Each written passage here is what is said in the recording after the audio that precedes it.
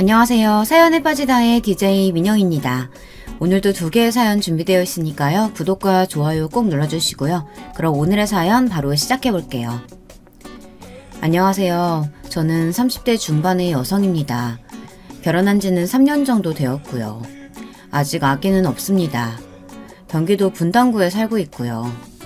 저희 친정은 서울 강남에서 살다가 제가 고등학교 때 분당구로 이사를 왔습니다.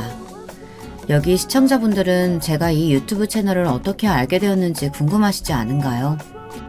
그건 제 친정엄마 덕분인데요. 제가 이번에 큰일을 좀 당하게 되었어요. 그런데 속상해서 친정에 가니 엄마가 이 채널을 라디오처럼 매일 틀어두시는 거예요. 그러면서 저한테 여기다가 네 사연 좀 보내보라고 하시지 뭐예요. 그래서 저도 이 형님들의 만행을 좀 고발해야겠다고 생각하고 컴퓨터 앞에서 이렇게 자판을 두드리고 있습니다. 오늘 제가 이렇게 사연에 빠지다에 사연을 보내게 된 이유는요. 저의 개념 없는 형님들 때문입니다. 저는 형님이 2명 있는데요. 그건 제가 3형제 중에 막내 아들에게 시집을 갔기 때문이에요. 저도 사실 첫째 아들에게 시집을 가고 싶었는데 제가 좋아했던 남자가 하필 막내 아들인 걸 어쩌겠어요. 저 역시도 딸만 둘인 집안에서 늦둥이 막내딸로 태어났습니다. 언니랑 한 10살 정도 차이가 나나 봐요. 사실 제 어머니는 몸이 아주 약하셔서 제 언니만 낳고 딸 하나로 자식을 오랫동안 못 낳고 계시다가 어렵게 저를 가지신 거거든요. 그래서 저희 부모님들은 저를 아주 금이야 오기야 애지중지 길러주셨죠. 그래서 모르는 사람들이 보면 저보고 막내딸로 자라나서 버릇이 없을 거라고들 선입견을 가지실 수 있는데요. 우리 부모님들은 애들 교육만큼은 똑부러지게 시키셨습니다. 그래서 저는 어릴 적부터 동네 할아버지 할머니께 인사하는 것부터 배우고 자랐어요. 저희 친정은 아주 엄청난 부자는 아니지만 꽤 잘 사는 축에 드는 집이에요. 그래서 저는 어릴 적부터 제가 하고 싶다는 학원이나 운동은 다 하면서 자랐습니다. 그 중에서 제가 제일 오래 했던 것은 골프였어요. 지금도 골프는 어디 가서 꼴리지 않을 만큼 칩니다. 제 어머니가 박슬희 선수 팬이었거든요. 그래서 그 선수가 미국에서 현역으로 날릴 때 거기 가서 직접 응원도 하시고 그러셨나 봐요. 그러면서 저를 제2의 박슬희로 만들겠다고 어머니는 아주 야심이 만만하셨습니다. 제가 정말 골프의 소질을 보이자 어머니는 점점 더 저한테 욕심을 부리셨습니다. 우리 딸, 엄마가 정말로 박세리 선수처럼 세계적인 골프 선수로 키우고 말 거야. 그러니까 우리 딸은 엄마가 하라는 대로 따라만 와. 알겠지? 엄마, 나 이제 골프하기 싫은데. 재미도 없고 친구도 없고. 나 다른 거 배우면 안 돼? 내 친구들은 다 수영장 다니는데 나 혼자서 골프 치고 있잖아. 나도 애들 따라 수영장 다닐래. 응? 엄마. 안 돼. 이제부터 네 길은 골프야. 그러니까 잔말하지 말고 엄마가 시키는 대로 해. 한 분야에서 성공하려면 그만큼 오랜 기간을 배워야 한다는 거 모르니?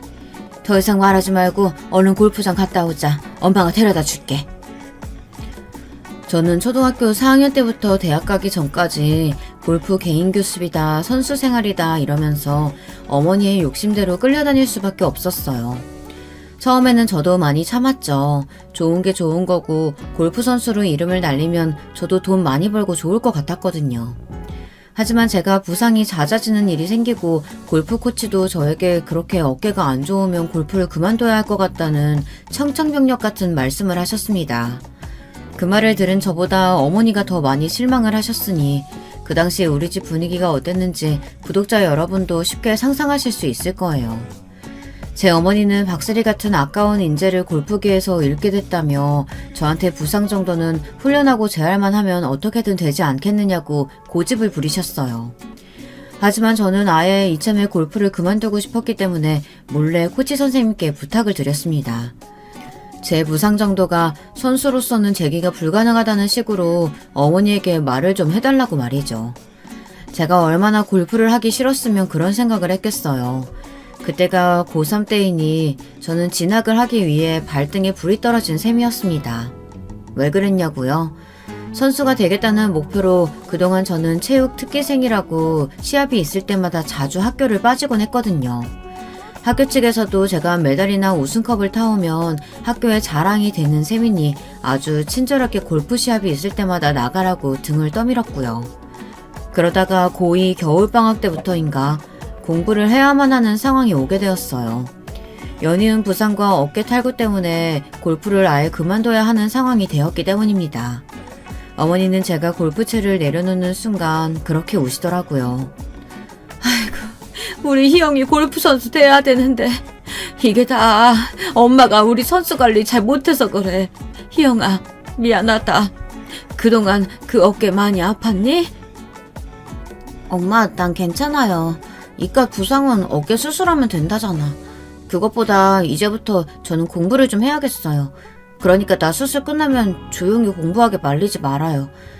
다시는 골프 선수 되란 말 하면 안 돼요. 알겠지? 그래, 알았다. 아휴, 아까워라. 우리 딸 딱 골프 선수 해야 되는데.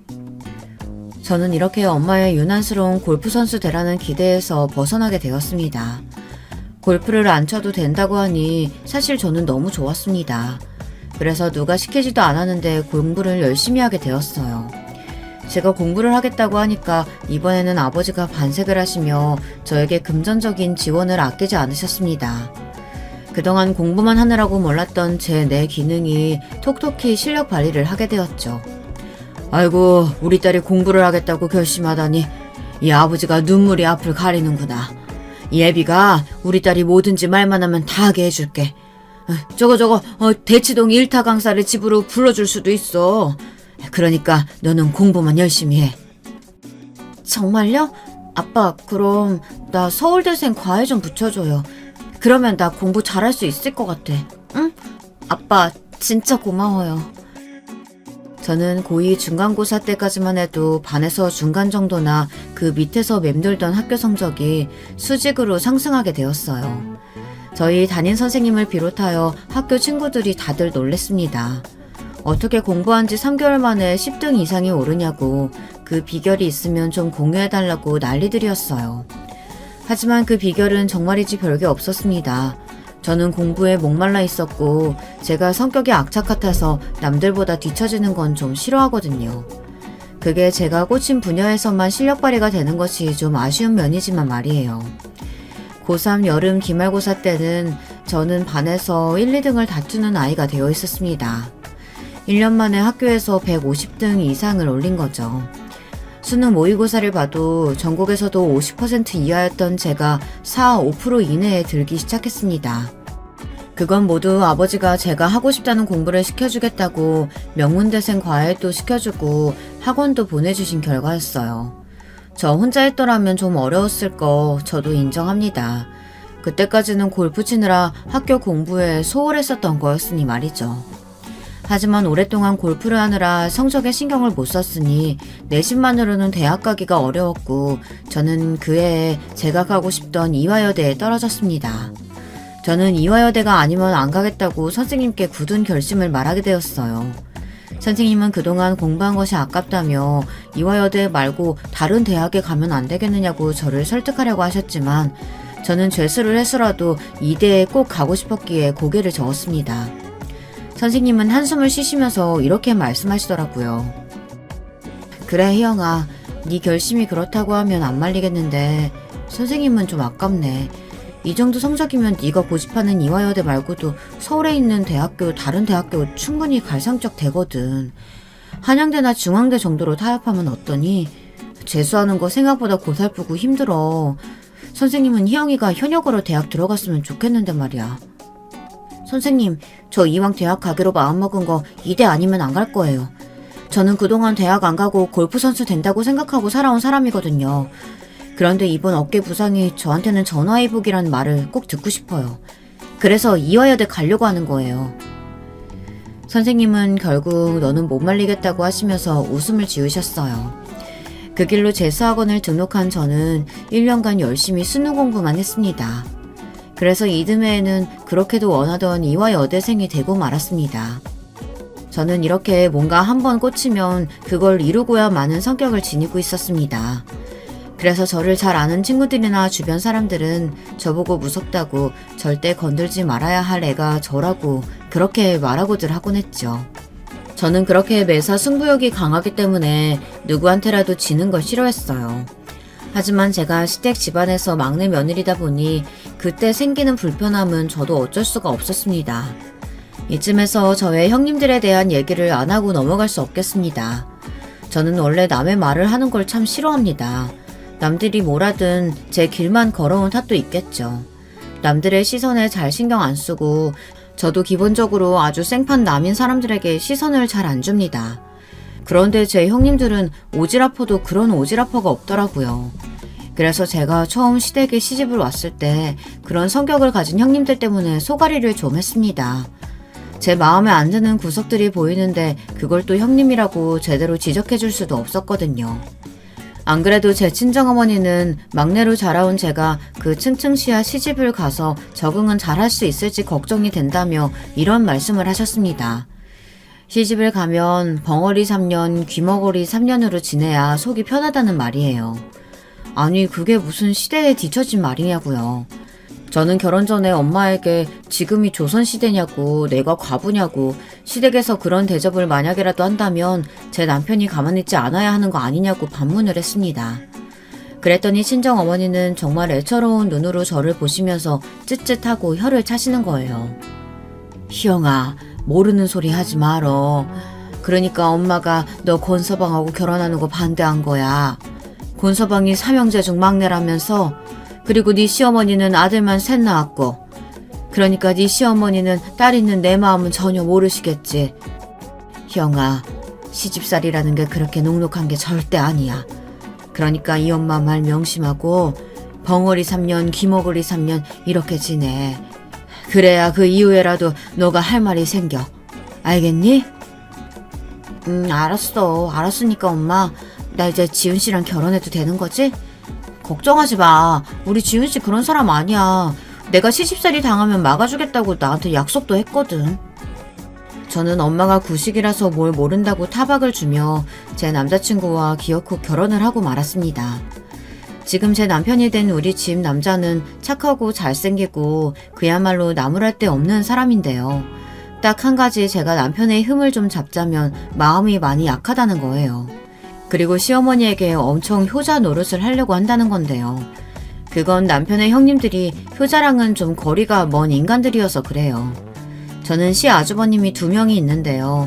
첫째 시아주버님은 첫째 아들이라 그런지 시어머니가 첫아들에게 엄청 집착을 하셨다고 하네요. 시어머니의 시어머니, 그러니까 남편의 시할머니가 아들 선호 사상이 엄청 심하셨다고 합니다. 그래서 시어머니는 첫째 아들을 낳고 나자 팔자가 폈다고 하며 마음을 푹 놓으셨다고 하더라고요. 그러면서 자연히 첫째 시아주버님을 완전히 금이야 오기야 길렀다고 하시더라고요. 그래서인진 몰라도 우리 첫째 시아주버님은 뭐랄까 좀 자기밖에 모르는 이기적인 사람입니다. 자기가 집안 장남이라는 권위의식에 좀 쩔어있기도 했고요. 여러분도 듣기만 해도 얼마나 재수없을지 상상이 가시나요? 물론 제가 처음부터 이 인간들의 본성을 알아채지는 못했어요. 남편에게 시집 오고 시간이 좀 지나서 알게 된 사실들이죠. 그리고 둘째 시아주버님은 우리 남편을 무슨 종놈 부리듯이 부려먹었던 거예요. 아주 어릴 적부터 막내야 막내 동생 하면서 자기 손으로는 뭐든 안 하려고 하고 제 남편만 시켜먹으려 드는 아주 나쁜 놈이었습니다. 그럼 또 우리 남편은 심약하니까 형이 시키는 대로 뭐라고도 못하고 다 해주었다는 거예요. 그게 어릴 적에나 좀 그러던지 우리 남편도 결혼하면 한 집안 가장인데 좀 달라져야 하잖아요. 그런데 결혼을 하고 나서도 둘째 씨 아주버님은 제 남편을 무슨 꼬봉 부리듯이 가만히 앉아서 손가락으로 부려먹으려고 드는 거예요. 첫째 씨 아주버님보다 더 나쁜 놈은 바로 이놈이었습니다. 지금도 그 인간 같지 않은 것들을 생각하니 막 열불이 올라오려고 하네요. 이렇게 남편의 형들이 인성이 좋지 않다 보니까 덩달아 손이 동서들 역시 저한테 함부로 막대해도 된다고 생각을 했나 봐요. 첫째 형님은 자기 남편 닮아서 자기는 큰며느리라고 하며 시어머니 사랑을 독차지하려고 하는 인간이었고요. 둘째 형님은 손 하나 까딱도 안 하면서 시댁에서 잘 때 저한테 전화해 자기네 방으로 불러 불 끄고 가라는 식의 그런 고약한 심보를 가진 여자였습니다. 정말 끼리끼리는 사이언스라고 하더니 어떻게 짝을 만나도 꼭 지들 같은 여자들을 만나는지 나중에는 정말이지 싹 다 때려주고 싶을 정도였어요. 그렇게 따진다면 뭐 저 역시 만만한 막내 며느리는 아니었죠. 처음에는 상황이 돌아가는 꼴을 좀 보면서 참긴 했지만 저도 이 인간들의 속내를 다 알고 나서는 마냥 참지만은 않았거든요. 하지만 저는 처음부터 제 친정어머니에게 이 인간들의 만행에 대해 가볍게 입을 놀리지는 않았어요. 제 성격이 제가 알아서 해결하는 스타일이었지 엄마에게 쪼르르 달려가서 이른다거나 하는 건 비겁잖아 하는 짓이라고 생각했거든요. 어쨌건 제 형님들은 아주버님들의 위세를 등에 업고 저한테 참 못할 짓거리들을 많이 했습니다. 지금부터 본론이니까요. 여러분들 끝까지 잘 들어주시길 바라겠습니다. 저는 남편과 대학교를 다니면서 만났습니다. 제가 어떻게 여자만 있는 이화여대에서 남편을 만났는지 궁금하시지 않나요? 남편은 음악 동아리 연합회 회장이었거든요. 남편은 고려대생이었고 저는 이화여대 학생이었으니 저와 남편은 동아리를 하면서 친해지게 되었습니다. 그 동아리는 고전 기타 동아리였는데요. 합동 합주회도 자주 열고 1년에 한 번씩 MT도 다니면서 고대와 이화여대 고전 기타 동아리 하면 참 사이좋기로 유명했었습니다. 그러나 저와 남편은 대학교 때는 같이 일을 하면서 친해졌지 정작 사귀지는 않았습니다. 남편도 저도 따로 여자친구와 남자친구가 있었거든요. 그런데 그 남친에게 제가 배신을 당했어요. 하필이면 남편의 여자친구와 바람이 나게 되었던 거였습니다. 저는 매일 눈물을 흘리면서 그 전 남친을 욕했고 제 남편이 제 하소연을 들어주었고 남편도 자기 전 여친을 욕하면서 우리들은 뭔가 동질감을 갖게 되었던 거였습니다. 하지만 제가 대학을 졸업하게 되면서 남편과는 연락이 끊기게 되었어요. 자연스럽게 연락이 끊겼다가 사회에 나와서 다시 만나게 되었습니다. 저는 대학 졸업하고도 취미로 기타 합주를 계속했거든요. 그건 남편도 마찬가지였고요. 그래서 사회인 기타 동아리를 들어갔는데 거기 우연히 남편이 있었던 거였습니다. 사회인이 되어서 만난 남편과 저는 금방 눈이 맞아버렸어요. 같은 상처를 지녔던 동지 같은 곳에서 그게 연애 감정으로 변하게 된 것이었죠. 하지만 저희들이 결혼을 하려고 하니 그 원수 같던 둘째 동서년이 반대를 한 거였습니다. 뭐 제가 그냥 마음에 안 든다는 이유로 말이에요. 하지만 제 시부모님은 온전히 제 편을 들면서 둘째 형님에게 이렇게 말씀하셨다고 합니다. 둘째 며느리야, 네가 마음에 안 든다고 해서 우리 막내 권지은이가 저 아이랑 결혼 못할 일은 없다고 생각한다. 난 막내 아들의 눈을 믿어. 그리고 무엇보다도 지훈이 여자친구가 이화여대 나왔다고 하지 않니? 그러면 걔보다 못한 너는 가만히 있어야 하는 거 아니니? 다 됐고 둘째 너는 이 결혼에 불만 있을 이유도 없고 이 시애미가 보기엔 그냥 억지 쓰는 거밖에 안 돼. 그러니까 우리 막내 며느리 들어오면 텃세 부리지 말고 다 같이 잘 지내도록 해. 이건 첫째 너도 마찬가지다. 어머니, 제가 이 집안 막내였는데 어떻게 저한테 이러실 수 있어요? 네? 저 섭섭해요. 어머니가 벌써부터 막내 며느리 때문에 싸고 도시는 것 같아서 저 너무 섭섭해요. 아마 모르긴 해도 이때부터 둘째 형님이 저를 눈의 가시처럼 여기게 된 건지도 모르겠네요. 저 셋 많고 속 좁은 여자라면 충분히 그럴 가능성이 있긴 합니다. 그래도 시부모님이 모두 제 편이었으니 정말 다행이었죠. 아니었으면 저는 진작에 남편하고 이혼했을지도 몰라요. 동서들이야 1년에 한두 번씩 명절에만 보면 되는 것이었지만 시부모님이 저를 마땅치 않게 생각하셨다고 한다면 저는 시집살이를 견디지 못했을 테니까요. 다행히 시부모님들은 두 분 다 골프를 엄청 좋아하시는 마니아들이셨어요. 그래서 제가 골프를 오래 했었다는 점이 시부모님의 마음에 쏙 든 것이었어요. 저도 골프를 좀 치지만 이름만 대면 알만한 프로들이 제 개인 교습을 맡아주셨다고 하니 그분들은 굉장히 저에게 관심이 있어 하시면서 이것저것 물어보시는 것이었습니다. 그 선수들이 가르치는 것도 잘 가르치냐, 개인 교습비는 얼마나 받더냐, 그리고 제 우승컵이나 메달을 보시면서 시부모님들을 저를 굉장히 대견해 하셨습니다. 주위 친구분들에게 골퍼 며느리가 들어왔다고 하면서 자랑을 하셨다고 하네요. 첫째 시아주버님은 서울 강남에 살고 있고 둘째 시아주버님도 강남에서 가까운 서초동에 있는 작은 아파트에 살고 있습니다. 그래서 저는 신혼 초부터 두 형님들을 자주 마주칠 일이 별로 없었어요. 그나마 처음부터 저와 남편의 결혼을 반대했던 둘째 형님은 저를 보기만 하면 눈에 가시처럼 미워하긴 했지만 저는 좀 둔한 편이라는 말을 듣는 사람이라 잘 신경이 쓰이지는 않더라고요. 구체적으로 저한테 해코지를 하지 않는 이상 저도 그냥 둘째 형님을 무시하면서 살았던 것 같기도 하네요.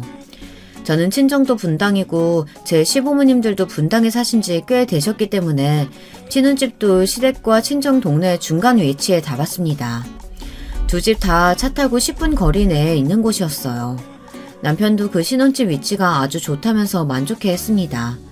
시댁과 친정도 무슨 일이 있으면 빨리 갈 수 있지 않겠느냐고 하면서 말이에요.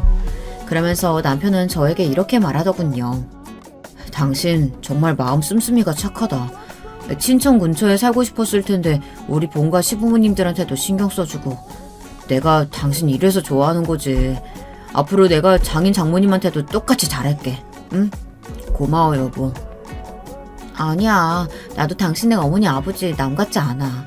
우리 엄마 아빠처럼 친근해서 마음이 가는 거야. 두 분 다 처음부터 날 너무 예뻐해 주셨잖아. 그러니까 나도 신경 써서 착한 며느리 노릇해야지. 잘했어 당신도. 결혼하고 우리 엄마 아빠한테 사위로서 잘해줘서 너무 고마워. 그 못된 시아주버님이나 형님들만 없었으면 저와 남편은 시댁 친정 양쪽에 아주 공평하게 잘해드리면서 잘 살았을 거예요. 하지만 문제는 명절 때마다 꼭 일어나는 분란이었습니다.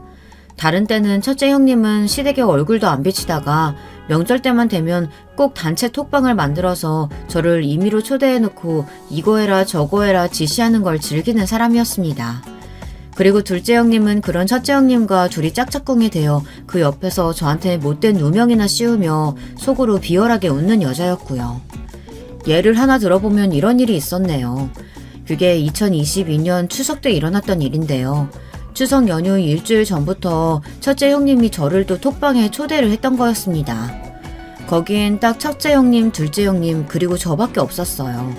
저는 평소에 당톡방을 열고 그러는 거 자체를 좋아하지 않거든요. 그래서 가족끼리도 전화나 문자로 소식을 주고받지 카톡은 부담스럽고 잘 안 하게 되는 사람인데요. 우리 첫째 형님은 단체 톡방을 너무 좋아하는 인간이었어요. 그래서 뭔 일이 있으면 딱 톡방부터 만들어서 거기서 지시하고 다 했냐고 닥달하는 그런 피곤한 스타일이었습니다. 첫째 형님은 대기업 과장인데요. 그런 톡방 문화에 잦아들어서 과장 이하 자기 팀원들끼리도 톡으로 업무 지시하고 평소에 입이 있어도 잘 안 쓰는 여자예요. 그래서 그 형님들 팀원들도 톡방에서 형님이 무슨 톡을 보냈는지 못 보면 비상이 걸린다고 그런 식으로 부하 직원들을 올가매는 그런 미저리 같은 여자였습니다. 아무튼 추석에 시댁에서 모이면 무슨 음식을 할까 하는 의논들을 하잖아요. 그래서 또 첫째 형님에 의해서 단톡방이 열렸습니다. 저는 카톡 울리는 알람 소리가 싫어서 첫째 형님이 연 톡방의 소리를 죽여놓고 있었거든요. 그랬는데 갑자기 형님이 전화를 한 거였어요. 저는 너무 놀라서 전화를 받았죠. 그랬더니 형님이 화가 나서 길길이 날뛰는 소리가 다 들리는 것이었습니다. 영문도 모르고 저는 잔소리 폭격을 받으니 기분이 좋을 리가 없었습니다. 동서, 나 첫째 형님이야. 동서 정말 나 무시하는 거니? 왜 톡 보냈는데 대답을 안 해? 어머 형님, 톡 보내셨어요? 죄송해요. 저 형님이 보낸 톡 못 봤어요. 무슨 얘기 하시려고 했는데요? 형님이 이왕 전화했으니까 지금 말해주세요. 됐어. 나 입 아파서 말 안 할 거니까 내가 보내는 톡 확인하고 당장 답장해. 이러면서 첫째 형님이 전화를 뚝 끊어버리는 거였습니다. 저는 진짜 어이가 없어서 전화기를 들고 멍하니 앉아있었어요. 내가 뭐 지 5분 대기조도 아니고 바쁘게 움직이다 보면 못 보고 할 수 있는 게 톡 아닌가요? 그렇게 급한 일이면 전화를 하면 되지 왜 톡만 하나 보내놓고 못 봤다고 지랄을 떠는 거냐고요. 그래서 저는 형님이 보낸 톡을 확인해 봤습니다. 그랬더니 정말 별 내용이 없었어요. 그 내용인즉 계속 저를 불러대기만 하는 거였습니다. 동서 왜 톡 답 안 해? 익시파니 너? 동서 뭐 하길래 답을 안 해? 당장 대답 안 해? 이런 시시껄렁한 톡 내용에 대답할 거리가 뭐가 있어요. 막말로 형님이 업무 지시를 한 것도 아니고 못 볼 수도 있는 거죠. 사실 저도 형님이 하도 톡 집착증이 있어서 대답해주기 싫을 땐 정말 익십하기도 합니다. 하지만 그때는 그런 건 아니었고 정말로 일이 있어서 톡을 못 봤던 거였습니다. 그래서 저는 형님에게 톡 답장을 했습니다. 그랬더니 형님은 저에게 한마디도 아닌 무려 10마디의 단문으로 카톡을 보내는 거였어요. 그것도 안 해도 될 잔소리 등등을 말이죠. 그래서 저는 형님에게 죄송하다고 사과를 몇 번씩이나 해야 했어요. 그것도 진짜 배알이 꼴렸지만 정말 가관이었던 건 형님의 그 다음 말이었어요. 동서, 다음부터는 내가 톡하면 째깍째깍 답해. 안 그러면 내가 정말 화가 나서 무슨 소리를 할지 몰라. 알았어? 뭘 시키려면 대답을 제깍제깍 하는 아랫사람이 좋잖아. 동서는 내 아랫사람이지 내가 편히 봐줘야 할 윗사람이 아니야. 그건 알아둬. 이 톡을 보자 저 역시 사람인지라 열이 뻗치더라고요. 그래서 네 한마디로 그날은 톡 대답을 절대 하지 않았어요. 그리고 형님이 해오라던 추석 대비 음식 재료 장보기를 깜빡하고 못했다고 했습니다. 그랬더니 형님은 또 정신을 잃을 만큼 소리를 지르는 것이었어요. 그 여자는 정말 분노 조절 장애가 확실한 것 같아요. 저는 형님이 소리를 지르던 말던 마음속으로 명상을 했습니다. 저건 도라이다. 미친년이 소리 지르는 거라고 말이에요. 그랬더니 참 신기하게도 하나도 화가 나지 않는 거였습니다. 그저 건성으로 내내 하는 것이 결혼 3년 만에 터득이 되는 것이었어요. 그런데 더 얄미운 건 둘째 형님이었어요. 제가 첫째 형님이 소리를 지르던 말던 별 타격감이 없어 보이자 둘째 형님이 중간에 나서서 저를 비꼬면서 첫째 형님과 이간질을 시켜버리는 것이었습니다. 어떻게 했는지 아세요? 둘째 형님은 눈을 매섭게 치켜뜨면서 형님하고 저한테 이런 말을 하는 것이었어요. 형님, 막내 동서가 있잖아요. 형님이 왜 이렇게 화가 났는지 그 자체를 인식을 못하고 있는 거예요. 자기 딴에는 그게 뭔 잘못이냐고 말하고 있는 거죠. 말은 안 하지만 우리 막내 동서 평소에 형님한테 묵은 감정이 참 많았나 봐요. 안 그래 동서? 그러니까 그렇게 형님이 화가 났어도 못 들은 척하고 있는 거 아니겠어? 뭐라고? 그게 정말이야? 너는 막내 주제에 네가 뭘 잘났다고 내 말을 무시해? 형님, 저 그런 거 절대로 아니에요. 저 진짜 억울해요. 둘째 형님 하는 소리가 진짜 제 속마음은 아니에요. 둘째 형님은 무슨 말을 또 그렇게 하세요? 그래놓고 제가 아니라고 하면 아님 말고 하는 식으로 꼬리 자르시려는 거잖아요. 시집 온 첫 해에는 저도 뭘 몰라서 악독한 두 형님에게 당하기만 했었어요. 하지만 이제는 저도 결혼 3년째가 되다 보니 하고 싶은 말을 하고 살아야지 안 그러면 제가 화병나서 죽을 것 같더라고요. 워낙에 저도 운동하던 사람이다 보니 속을 감춘다던가 음모를 꾸미는 거하고는 거리가 먼 성격이었어요. 그냥 확 내지르고 미안한 건 딱 미안하다 사과하고 맺고 끊는 게 확실한 성격이죠. 이렇게 첫째 형님이 길길이 날뛰면 시어머니께서 오셔서 중재를 해주시는데요. 제가 워낙 시댁이랑 왕래가 더 있다 보니 시어머니도 팔은 안으로 굽는다고 제 편을 좀 더 드시는 거예요. 얘 첫째야, 교양 있게 네가 막내 좀 용서해라. 그리고 얘가 일부러 장을 안 받겠어? 막내 며느리가 사실 나랑 의논했었고 내가 아무것도 장 봐올 필요 없다고 했어. 그냥 우리 집에 있는 걸로 해먹으면 되지. 추석 음식이 뭐가 그렇게 중요하니? 손님이 올 것도 아니고 가족끼리 먹을 텐데. 우리 집은 제사도 안 지니니까 간단하게 먹자고 이 시애미가 그랬어. 시어머니가 이렇게 나오시니 첫째 형님은 저에게 더 화를 내기도 뭐하고 해서 그냥 씩씩거리면서 아주버님에게 달려가 쪼르르 이르는 겁니다. 그러면 또 첫째 아주버님은 밖에 나와서 지 와이프 편을 막 들어줘요. 여러분들 이 상황 엄청 웃기지 않으신가요? 아니 애초에 잘못한 게 누군데요.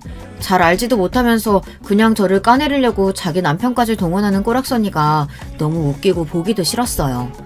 그래도 시댁의 평화를 위해서 결국은 제가 사과하고 끝나는 엔딩이 펼쳐지는 것이죠. 그러면 전 친정에 와서는 하나도 내색하지 않고 평정심을 갖고 잘 먹고 잘 지내다 집에 와서 남편과 이야기를 하는 것이었습니다. 이번 추석에도 이런 일이 있었다고 그렇게 제가 남편에게 말하니 남편은 정말 저한테 미안하다고 사과를 하는 거예요. 그런데 그러면서도 자기 형들에게는 대들 생각도 못 하더라고요. 어릴 적부터 형들이 하라는 대로 해와서 그런 건지 남편은 자기 형들이 무섭다는 것이었어요. 저는 솔직히 그런 인간들 하나도 안 무섭거든요. 제가 운동을 하면서 배운 것 한 가지는 골프할 때는 집중력이 필요하거든요. 그래서 저를 싫어하는 야유를 하는 갤러리들이 있어도 꿈쩍을 안 해야 좋은 성적을 거둘 수가 있어요. 그래서 전 아무래도 형님들이 아무리 저에게 나쁜 소리를 짓거려도 그냥 무덤덤했던 것 같아요. 그리고 첫째 시 아주버님은 자기밖에 모르니까 자기 기준으로 첫째 형님이 잘못했다 생각하면 형님에게도 똑같이 뭐라고 하는 인간이었는데요. 이기적이긴 해도 좀 공평하다는 생각이 들 수도 있는데 둘째 시아주버님은 우리 남편을 완전 종부리듯 하는 못된 인간이라서 무조건 제 남편에게 야단을 치는 겁니다. 제가 병양무인하고 형님들 말에 토를 다는 건 제 남편이 멍청해서라고 막 심한 말을 마구 던지는 미친 인간이었어요.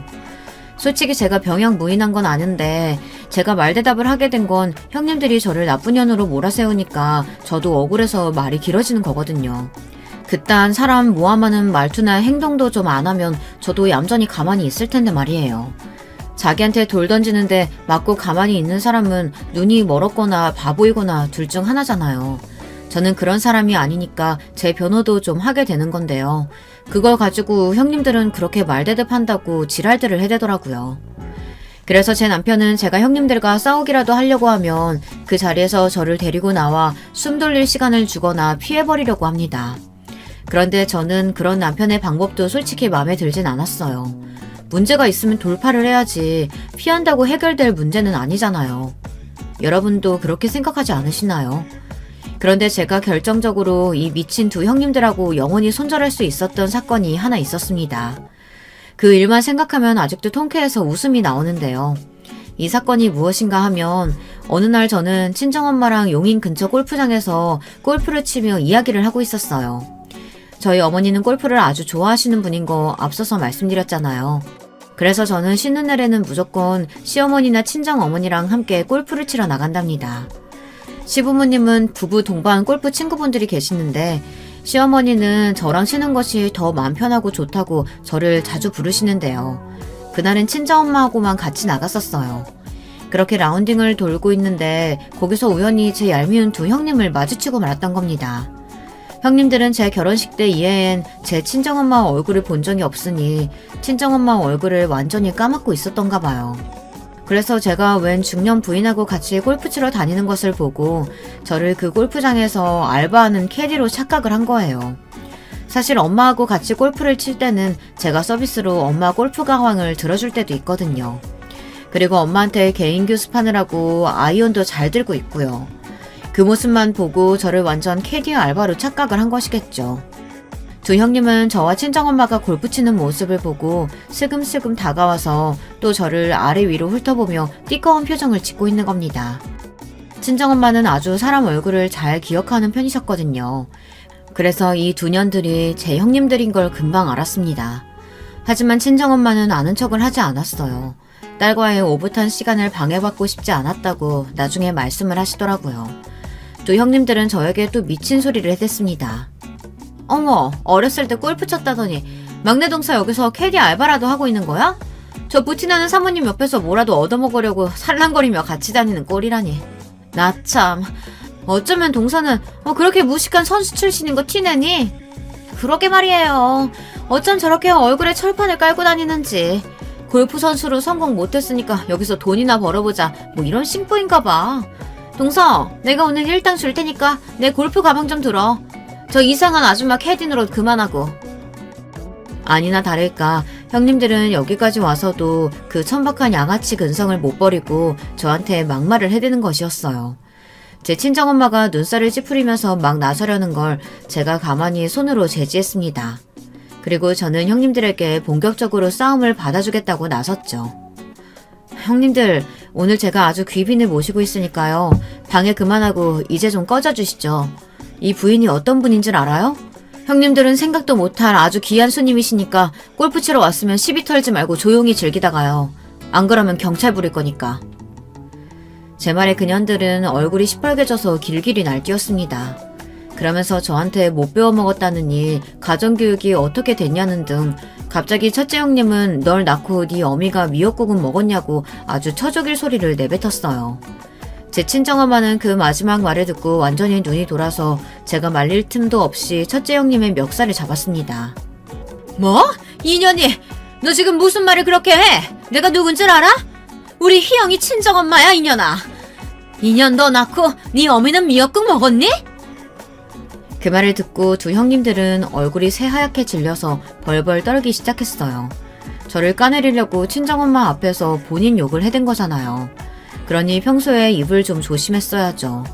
친정엄마는 첫째 형님 멱살을 확 뿌리치더니 골프장 사장에게 당장 전화를 걸었습니다. 사실 그 용인 골프장은 엄마의 지인이 하시는 곳이었거든요. 그래서 엄마는 사장님에게 당장 이쪽으로 오라며 화가 나서 전화를 끊으셨어요.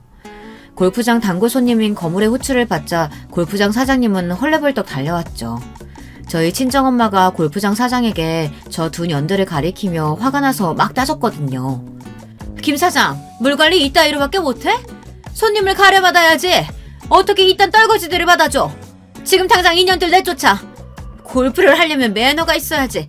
어디 우리 딸이 누군 줄 알고 욕지거리에 일진짓거리를 해? 이 미친년들아! 저는 그때 시원한 사이다 한 캔 마신 것 마냥 묵은 체증이 싹 내려가는 것이었어요. 골프장 사장은 엄마에게 허리를 굽신거리며 두 형님들에게 이용료 돌려줄 테니 나가라고 소리를 질렀습니다.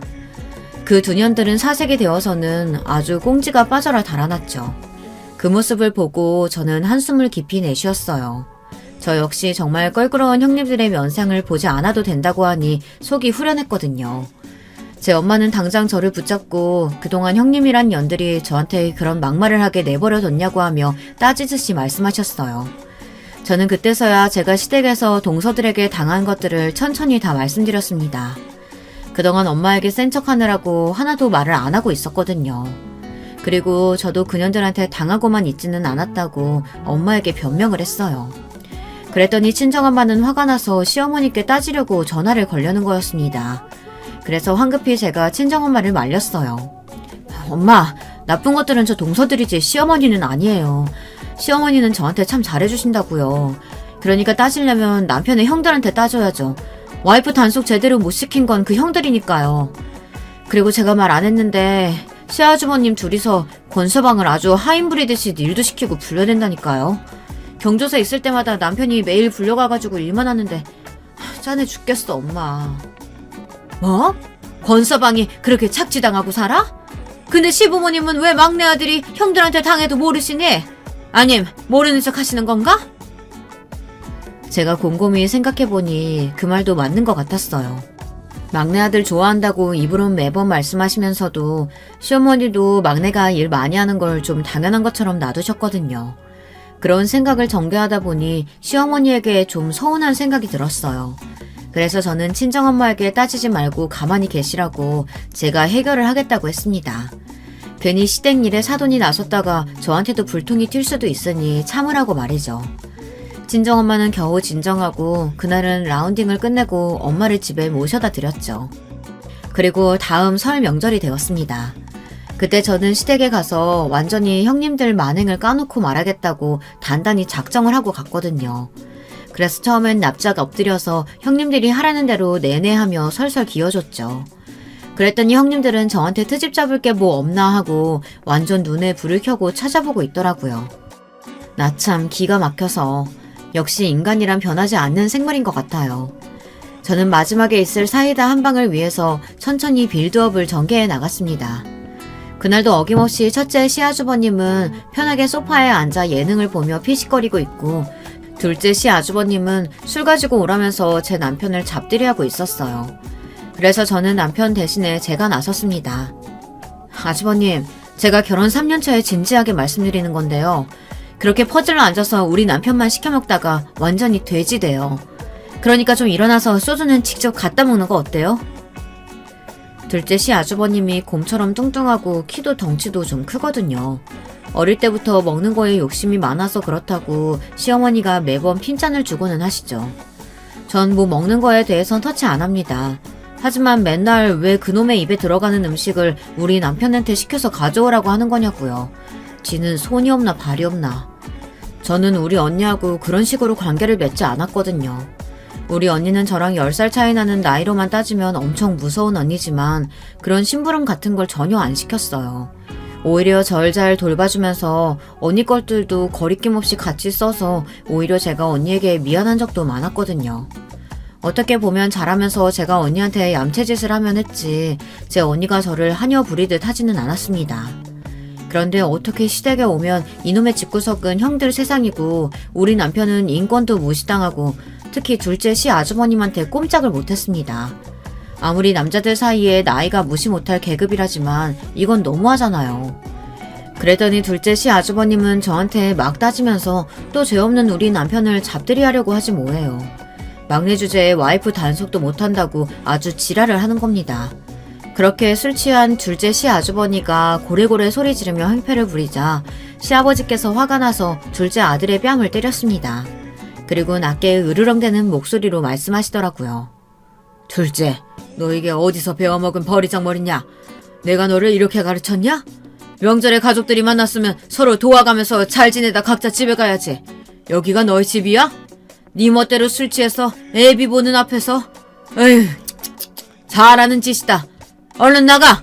너희 집으로 썩 꺼지고 다시는 명절에 올 필요 없다.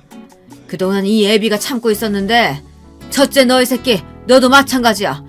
어딜 장남이 솔선수범해서 일을 해야지 마음 약한 막내를 부려먹어? 내 자식 농사 다 잘못 지었어. 아이고 이 개새끼들아. 판송물 써오기 전에는 니들도 니들 와이프들도 다시 우리 집에 얼씬도 마라. 저는 제가 복수를 하기도 전에 시아버지께서 이렇게 나서실 줄은 꿈에도 몰랐습니다. 이게 어떻게 된 일이지 하고 어안이 벙벙해서 저는 조용히 돌아가는 상황만 봤어요. 둘째 시아주버님은 술이 확 깼는지 주섬주섬 짐을 챙겨서 둘째 형님이랑 조카 애들을 데리고 자기 집으로 도망을 치더군요. 시어머니가 그래도 아들이라고 둘째가 뭔 죄냐고 말씀하셨지만 시아버지는 눈을 부릅뜨면서 시어머니께도 버럭 소리를 지르시는 겁니다. 우리 시아버지가 원래는 진짜 안 그러는 분이시거든요. 목소리도 조용하고 점잖아서 다른 친구분들이 다들 시아버지를 선배님이라고 농담삼아 부르신다고요. 그런데 그날 저는 결혼하고 시아버지의 이런 극대노한 상태를 정말 처음 봤습니다. 내가 그 용인 골프장 김 사장한테 얘기 듣고 얼마나 창피했는지 알아? 저 첫째 둘째 며느리가 안싸돈이랑 셋째 며느리가 골프 치는 데 가서 깽판 놓고 미친 소리 하다가 안싸돈한테 혼났다고.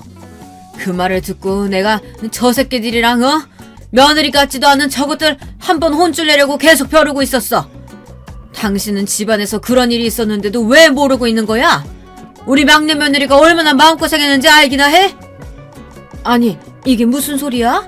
첫째 며느라, 너 어디 입 있으면 말 좀 해봐라. 그런 일이 있었니? 아니 왜 입이 붙어버린 거야? 말 한마디 못하고. 너 이 시애미 앞에서도 싸가지 없이 말 잘하지 않았니? 아니 어머니 그게 아니고요. 그런 적은 있긴 한데요. 지금 말씀드린 사항은 아니지 않나요? 그래 있긴 있었단 소리구나. 그래서 안싸돈한테 죄송하다고 사과는 드렸어? 막내 네가 얘기해봐라. 응? 저는 일부러 풀이 잔뜩 죽은 얼굴로 고개를 저었습니다. 그랬더니 시어머니는 곧바로 첫째 형님 뺨을 세게 때리셨어요. 물이 쫙 끼얹어지는 듯 분위기가 싸해졌습니다. 첫째 형님은 남들을 잘 깔아뭉개는 성격인데 거꾸로 자기가 당하면 분노조절 장애라고 제가 말씀드렸죠. 갑자기 미쳐서 날뛰기 시작을 하는 겁니다. 이 미친 것이 시어머니고 뭐고 안 보였나 봐요. 어머니 왜 절 때리세요? 미친 거예요? 제가 시어머니한테 잘못한 게 있어요?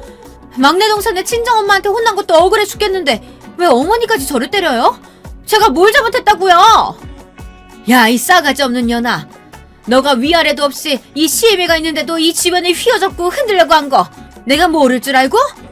그리고 넌 예절이 없어. 어떻게 우리 막내 며느리 친정엄마한테 가서 대들 생각을 해? 안싸돈 무서운 거 몰라? 막말로 입장 바꿔서 니네 친정엄마한테 둘째나 셋째 며느리가 지랄했어 봐라. 너는 참았겠니? 시어머니는 그야말로 눈이 확 뒤집히셔서는 첫째 형님에게 마구 쏘아붙여 주셨습니다. 그랬더니 첫째 형님은 울음을 터뜨리면서 억울하다고 곧 통곡을 했어요. 하지만 시어머니 역시 그동안 쌓여있었던 게 많았나 봅니다. 형님은 울던 말던 할 말씀 다 하시곤 안방에 들어가 문을 쾅 닫아버리셨어요. 그리고 시아버지는 첫째 시아주버님에게 저 물건 데리고 나가라고 소리를 지르시는 거였습니다. 저는 제가 나설 필요도 하나 없이 제 시부모님 덕에 아주 사이다 드링킹을 제대로 했습니다. 첫째 시아주버님도 자기가 살아오면서 시부모님이 이렇게 흥분하고 화내시는 것은 처음 봤다며 혀를 내두르고 와이프랑 애들 데리고 도망을 가더라고요. 그런데 정말 사이다를 마신 사람은 저도 있었지만 제 남편이었습니다. 남편은 그동안 형들에게 꼼짝 못하고 하인처럼 지냈던 과거가 다 주마등처럼 스쳐 지나간다고 나중에 저한테 그러더라고요. 시댁에서 시부모님 앞에서는 센 척하느라 꾹꾹 눌러 참았다고 하면서 명절 지나고 집에 와서 본물 터지듯이 제 앞에서 엉엉 우는 것이었습니다. 저는 말없이 남편을 위로해 주었어요. 그동안 얼마나 하고 싶은 말이 많았겠습니까. 막내라는 이유로 형들에게 착취며 가스라이팅 당하고 인격 모독 당하면서도 꾹 참았으니까요. 그러면서 저는 이제부터 바보같이 참지 말라고, 형제들 사이에서도 어느 정도 공평한 게 있어야 한다고 남편한테 말했어요. 그랬더니 남편도 고개를 끄덕이면서 그러더라고요. 그동안 하고 싶은 말은 많았는데 둘째 형 앞에서는 정말 그 덩치에 위축되어서 말을 못했다고요. 어릴 적에 둘째 형한테서 많이 맞았다고 하면서 시부모님이 안 볼 때 안 보이는 대로 골라서 때렸다고 막 분노를 하는 것이었어요. 그래서 저는 남편에게 합기도나 유도 배우라고 권해주었어요. 혹시나 또 둘째 형이 정신 못 차리고 때리면 확 업어치기로 패대기를 쳐버리라고 말이에요. 그랬더니 남편은 아주 좋은 생각이라고 하며 당장 도장을 등록했습니다. 요즘은 운동을 배우면서 아주 단단한 정신으로 거듭난 그 사람이 저는 정말 더 사랑스럽네요. 자상하긴 하지만 심약했던 남편의 성격이 저는 걱정이 된 게 사실이었거든요. 첫째와 둘째 시아주버님은 아직까지도 시댁 출입을 금지당한 채로 살고 있어요. 그래서 다음 설에는 시댁에 우리 부부랑 시부모님들만 계시겠지만 아무도 그걸 아까워하지 않습니다. 아직도 첫째 형님은 정신 못 차리고 시어머니께 사과를 하고 있지도 않고, 둘째 형님은 둘째 시아주버님이랑 싸워서 지금 이혼 직전까지 갔다는 소리를 들었어요. 글쎄요, 저는 그들이 뭔 짓을 하든 저한테 사과만 한다면 마음을 풀고 다시 가족처럼 지낼 수 있지만 그들 쪽에서 그럴 생각이 없으니 그냥 냅두고 보는 중입니다. 여기까지가 제 이야기였습니다. 여러분, 제 사이다 사연 어떠셨나요? 속이 조금 풀리셨나요? 저는 솔직히 말하면 그 거머리 같은 형님 같지도 않은 그년들 얼굴 안 보고 사니 정말 날아갈 것 같습니다. 그리고 제가 마음이 편해져서 그런진 모르겠는데 며칠 전에 임신 테스트기를 하니 두 줄이 보이는 거예요. 저는 결혼 3년 만에 생긴 아기라 그런지 시어머니에게 제일 먼저 연락을 하게 되더라고요. 시부모님은 정말 잘 됐다고 기뻐해 주셨어요. 그리고 물론 제 남편도 너무 좋아했고요.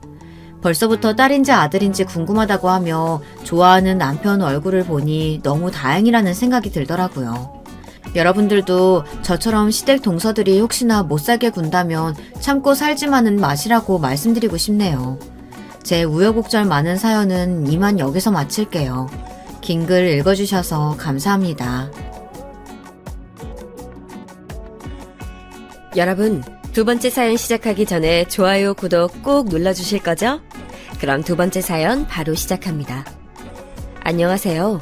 저는 현재는 서울 강남에 거주하고 있는 50대 초반 여자입니다. 요즘 시간이 많아 여유로울 때가 많은데 그럴 때마다 유튜브에서 사연을 자주 듣고 있어요. 감동적인 사연엔 저도 눈물을 흘리고 통쾌한 사연엔 혼자 웃기도 하면서 즐기고 있습니다. 맨날 듣기만 하기가 미안해서 저도 사연을 제보하려고 해요. 다들 그렇지만 우리 인생이 정말 쉽지 않잖아요?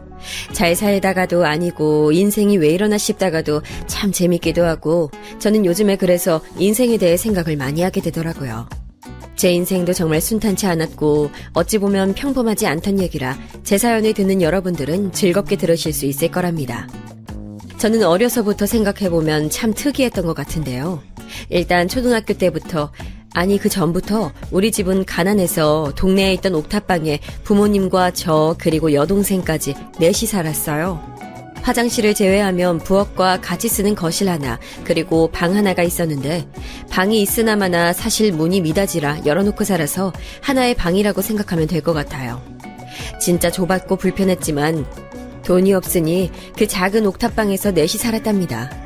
게다가 아버지는 직업이 없었고 심지어 술을 굉장히 좋아해서 집에서 나가지도 않고 텔레비전을 종일 틀어놓고 소주를 마셨어요. 저는 동생과 학교에 가려고 집을 나가면서 분명히 아빠가 누워서 소주를 마시는 것을 봤는데 학교하고 집에 와도 아빠는 그대로 텔레비전을 보며 소주를 마시고 있었어요. 그나마 다행인 것은 이걸 다행으로 말해도 되는 걸까요? 아빠는 술주정은 또 없어서 조용히 혼자 술만 마시곤 했습니다. 초등학생이던 저는 학교에서 돌아오면 밥을 차려서 아빠와 동생에게 밥을 차렸고 청소도 하고 빨래도 하면서 엄마를 기다렸어요. 엄마는 많은 일을 하셨는데 시장에서도 일하시고 세탁소에서도 일하시고 일을 쉰 적이 없습니다. 쉬는 날도 없이 일주일 내내 일하셨는데 그렇게 뼈 빠지게 일한 돈으로 아버지가 술을 마시는 것 보면 저는 너무 화가 나서 아버지에게 서서히 마음의 문을 닫게 됐어요. 물론 아버지가 처음부터 그렇게 집에만 있었던 것은 아니고 공사장에서 일하시다 다리가 깔려 크게 다치셨는데 우리 집에 돈이 없어서 치료를 제대로 하지 못했습니다. 그래서 다리가 불편해서 제대로 걷지도 못하셨기 때문에 아버지가 일을 못하던 건 당연한 거였는데 어린 마음에 엄마가 너무 고생하는 걸 아니까 너무 속상해서 아버지한테 좀처럼 마음을 여는 게 쉽지 않았어요. 물론 아버지 다리를 생각하면 너무 가슴이 아파서 아버지를 원망한 것은 아니고 그냥 내가 빨리 자라서 돈을 벌어야겠다고 생각했습니다. 그렇게 저는 고등학교를 졸업하고 졸업식도 하기 전에 아르바이트를 구했는데 카페에서 일하게 됐어요. 친구들은 대학 입학을 앞두고 노느라 바빴지만 저는 어차피 대학 진학에는 관심도 없었고 갈 형편도 아니라 무조건 취업이 목적이었습니다. 그렇게 노량진에 있는 어떤 카페에서 일하게 됐는데 저는 월요일부터 토요일까지 오전 7시부터 12시까지 일을 하게 됐어요. 노량진이라 공부하는 사람들이 매우 많았고 우리 카페도 마찬가지로 대부분 손님이 고시생이었는데 단골이 매우 많았습니다. 거의 매일 오는 손님들이 많아 저도 자연스럽게 얼굴을 외우게 되었고 그러다 친해진 손님들이 많았어요. 졸업식을 하고 저도 슬슬 취업할 회사를 찾고 있었는데 자취할 비용이 없어서 집에서 다녀야 해서 알아봤는데 도저히 괜찮은 곳이 없었습니다. 마침 카페 사장님이 제가 일을 친절해서 손님들이 좋아한다며 저에게 오후에도 일해달라고 하시더라고요. 그래서 저는 당분간 회사에서 제대로 취업하기 전까지는 카페에서 일해야지 생각하고 더 오랜 시간 카페에서 일하게 됐습니다. 단골 손님 중에 사법고시를 준비하던 손님들이 압도적으로 많았는데 그분들은 하루에도 몇 번이나 커피를 드셔서 우리 카페에 자주 들리시곤 했어요. 그러다 상훈이라는 오빠와 특히 친해졌는데 그 오빠도 사법고시생이었고 우리 카페에 하루에 적어도 2번은 들리던 사람이었습니다. 항상 올 때마다 커피를 진하게 타달라고 했던 분이라 제가 신경을 많이 썼던 손님인데 친해져서 얘기를 나눠보니까 생각보다 더 다정하고 심지어 유머 감각까지 있어서 어느 순간 제가 오빠가 카페에 오는 것을 기다리고 있더라고요. 오빠도 제가 마음에 들었는지 사장님한텐 저 없는 날에는 언제 출근하냐고 묻기도 했다고 합니다. 그렇게 우리는 자연스럽게 연애까지 이어졌는데 사실 오빠도 공부하는 학생이었고 저는 아르바이트 월급을 우리 집에 다 가져다 주어야 해서 저는 그렇게 풍족하게 연애하진 못하겠지 생각했습니다. 그런 상황에 불만이 있었던 것은 아니고 그냥 당연하게 생각했는데 사귀고 나서 알게 됐는데 오빠는 집이 꽤 여유 있는 집이었어요. 그래서 공부 비용도 넉넉하게 지원받을 수 있었고 우리는 사귀면서도 보통 제 또래의 연애와는 확실히 넉넉하게 할 수 있었습니다. 저는 집안 사정이 안 좋아서 카페를 최대한 빠지지 않고 일하려고 했었는데 다행히도 오빠가 그런 저를 이해해줬고 또 본인도 공부해야 하니까 시험이 임박해서는 어디 가지 않고 노량진 안에서만 있었어요. 그러면 저는 집에서 남자친구가 먹을 도시락도 싸서 가져다주고 카페 오면 몰래 쿠키도 더 챙겨주면서 그렇게 사법고시를 보는 오빠를 기다렸죠. 그런데 역시 고시는 고시더라고요. 오빠는 저와 사귀며 총 3번을 시험에서 떨어졌는데 공부를 하지 않던 것도 아니고 열심히 하는데 떨어지니까 본인도 너무 속상해하고 저도 옆에서 보면서 많이 가슴이 아팠습니다. 그리고 저는 오빠가 그렇게 시험에 낙방하는 동안 회사에 취업하게 됐는데 서울에 있는 큰 중소기업에 격리로 합격해서 다녔어요. 집에서도 멀지 않았고 확실히 직장이라 카페보다 많은 돈을 벌기도 해서 집안 살림도 조금이나마 나아졌던 기억이 납니다. 그래도 우리 집은 여전히 가난해서 이사는 꿈도 꾸지 못했고 엄마는 식당에서 일하셨고 아빠는 집에서 술만 드셨어요. 동생은 서울에 있는 전문대학에 가게 되었는데 학자금은 다 대출을 받았고 본인의 용돈은 본인이 알아서 벌어서 쓰고 있었습니다. 그래도 저와 동생이 성인이 되니 그나마 형편이 좀 나아지지 않았을까 생각했는데 아버지는 보란듯이 주량이 점점 늘어나서 나중엔 물처럼 술을 드시곤 했어요. 엄마는 그런 아빠가 안쓰럽고 불쌍하다고 아빠를 이해하지 못하는 저한테 오히려 화를 내셨습니다. 저는 아빠가 다리가 온전치 않은 것도 알고 있고 본인이 누구보다 힘든 것도 알지만 그래도 아빠가 힘을 내서 술을 더 마시지 않고 건강하게 살았으면 좋겠다고 한 건데 엄마의 반응이 되게 서럽더라고요. 그래서 집에 가기가 싫어서 회사에서 일부러 야근도 하고 많이 머무르다 보니까 되게 자연스럽게 실적도 늘어났고 위에서도 저를 좋게 봐주기 시작했습니다. 그래서 회사에서 퇴근하면 자연스럽게 남자친구를 보러 가고 밤늦게 집에 들어갔다가 다음날 일찍 나오는 그런 생활을 반복했는데 다시 한번 남자친구의 고시 날짜가 다가왔어요. 저는 이번에도 열심히 한 것을 누구보다 잘 알고 있으니 떨지 말고 본인의 실력을 보여주고 오라고 했고 남자친구는 마침내 이번 시험에서 합격하게 됐습니다. 남자친구와 합격 확인을 하고 나서 사실 막 엄청 좋아서 날뛰기보다는 저도 오빠도 믿기지 않아 한동안 멍했던 것 같아요. 그러다 합격이 점점 현실로 다가와서 둘이 끌어안고 엉엉 울었습니다. 오빠는 집에 가고 저도 집에 와서 엄마한테 남자친구가 드디어 사법고시에 붙었다고 했더니 엄마도 매우 좋아하셨어요. 저도 너무 기뻐서 월급을 받고 많은 돈을 빼내 고가의 선물을 하기도 했습니다. 남자친구가 그동안 얼마나 고생했는지 바로 옆에서 보면서 알았으니 소식을 듣고 어찌나 기뻤는지 모르겠어요. 합격한 남친을 보고 저도 자극을 받아 열심히 보험 영업하며 살고 있었는데 사실 제 동생이 저에게 조심스럽게 말했습니다. 언니, 상훈 오빠 사시 합격한 건 너무 잘 됐는데 난 그냥 좀 걱정돼. 뭐가? 아, 고시 합격하면 여자친구 버리고 다른 여자 찾아가는 사람들 때문에? 응, 그런 사람 한두 명 본 거 아니잖아.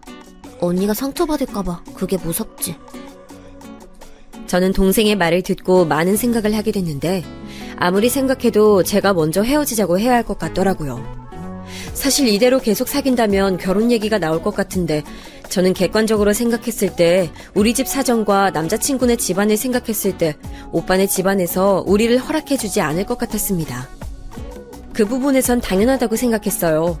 가난해서 변두리 옥탑방에서 넷이 사는 가족과 서울 강남에서 대대로 잘 사는 집이 어떻게 결혼할 수 있겠습니까? 서운하진 않았지만 그때 가서 상처받을 바엔 내가 먼저 싹을 잘라버리는 것이 저에게 훨씬 좋다고 생각했습니다. 하지만 제가 그렇게 말하기도 전에 남자친구에게 뜻밖의 프로포즈를 받게 됐어요. 저는 연수원에서 나오고 제대로 자리 잡고 나면 말하려고 했는데 오빠는 성격이 급해서 저에게 결혼하자고 했는데 저는 솔직히 좋다기보다는 당황스러운 마음이 훨씬 컸습니다. 마음 놓고 좋아할 수가 없어서 표정을 숨기질 못했는데 남자친구는 본인과 결혼하기 싫은 거냐고 시무룩해져 있었어요. 아니, 그게 아니야. 나도 당연히 결혼하고 싶지. 그런데 결혼은 우리 둘만 좋다고 되는 일이 아닌 거 오빠도 알잖아. 네가 뭘 걱정하는지는 나도 알고 있어. 그리고 내가 부모님에게 이미 말도 했어. 그랬더니 뭐라고 하셨는데? 일단 데리고 와보라고 하셨어. 아버지는 미국에 계셔서 다음 달에 오시면 그때 한번 같이 보자. 저는 그 말을 듣고도 전혀 기쁘지 않고 오히려 걱정만 앞서게 됐어요. 그런데 저도 참 웃긴 게 헤어지자고 말할 생각이 있었는데 막상 결혼 제안을 받으니 그만 만나자는 말은 죽어도 나오지 않았습니다. 남자친구가 우리 집에 데려다 준 적은 많았지만 옥탑방까지 들어왔던 적은 없었는데 저에게 프로포즈하고 저는 일부러 남자친구를 우리 집으로 데려갔던 날이 있어요. 사실 속으로 내가 헤어지자는 말은 못하겠으니 네가 직접 우리 집을 보고 헤어지자고 해라 이런 마음이었죠. 그런데 남자친구는 태연하게 우리 엄마와 아빠에게 인사하고 심지어 백화점에서 저희는 평생 먹어본 적도 없는 과일과 고기까지 사서 인사드리러 왔습니다. 아버지는 그날도 술을 마시고 있었는데 남자친구는 같이 술 친구까지 해주고 돌아갔는데 덕분에 엄마와 아빠는 남자친구에게 마음을 뺏겨버렸어요. 동생도 저보고 남자 잘 만났다고 하는데 저는 속으로 좋은 감정도 당연히 있었지만 한편으로는 이 좋은 게 신기루처럼 사라질까봐 두려웠습니다. 그렇게 다음 달이 되어 저는 남자친구네 집에 인사를 드리러 가게 됐는데 너무 떨려서 일주일 전부터 잠이 오질 않았어요. 회사도 입사하고 처음으로 신경통으로 아파서 머리가 깨질 것 같아 나가지 못했습니다. 밥도 못 먹고 긴장하니까 동생은 저보고 인생은 길다고 가서 거절당하면 어쩔 수 없는 거라고 말하며 용기를 북돋아줬어요. 남자친구는 제가 너무 긴장하니까 미리 가족에 대해 설명해줬는데 아버지는 일 때문에 미국에 거주하시고 어머니는 교수로 재직 중이시더라고요. 동생은 2명 있었는데 둘 다 남자라서 남자친구는 3형제 중 첫째, 장남이었습니다. 미리 가족들의 취향과 성격을 듣고 드디어 찾아뵀는데 사실 너무 떨어서 기억도 잘 나지 않아요.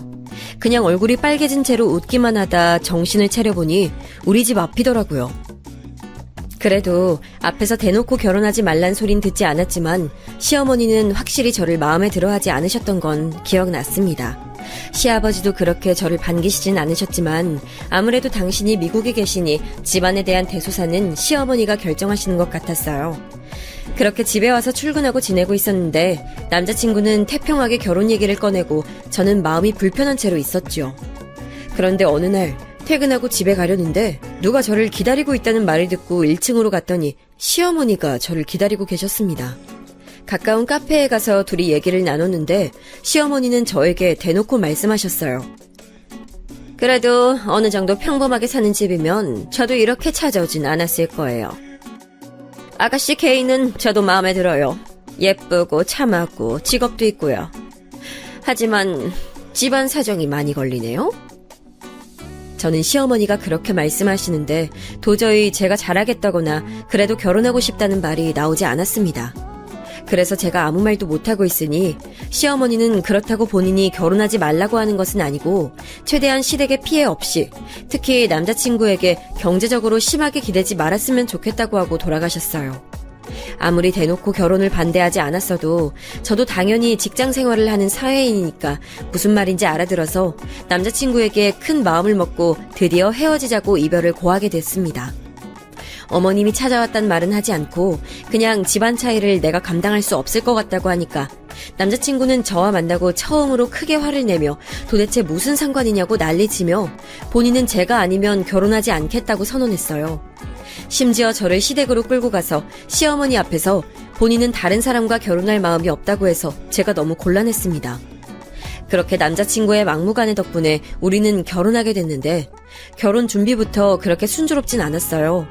신혼집은 시댁에서 해주기로 하셔서 혼수를 제 돈으로 하려 했는데 시댁에서 요구하시는 예단도 그렇고 들어갈 돈이 매우 많아서 동생이 저에게 돈까지 빌려줄 정도였습니다. 중간에 이렇게 결혼하는 게 과연 맞나 싶었지만 남자친구가 제가 곤란해하니까 본인 비상금을 주어 제 돈인 척하라고 해서 겨우 넘겼던 기억이 나요. 그렇게 상견례도 했는데 시부모님을 뵙기 전에 제가 엄마와 아빠에게 미리 쓸데없는 소린 절대 하지 말고 그냥 남친 자랑만 하라고 했고 아빠에겐 그날 인생 최초의 부탁이니까 술을 마시지 말라고 했습니다. 동생까지 나서서 미리 단속하니까 상견례는 조용히 넘어갈 수 있었어요. 사실 시어머니는 그때도 표정이 안 좋으시고 웃지 않으셔서 남자친구가 중간에서 꽤나 고생을 했습니다.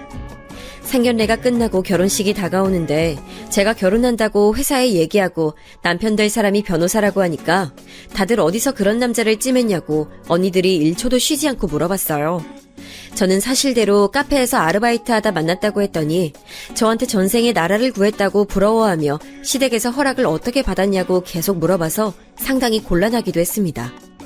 그러면서 본인들도 변호사 남편을 얻고 싶다고 저에게 남자친구 친구를 소개해달라 했는데 제가 부담스러워서 거절하니까 그중 몇 명은 저를 미워하기도 했어요.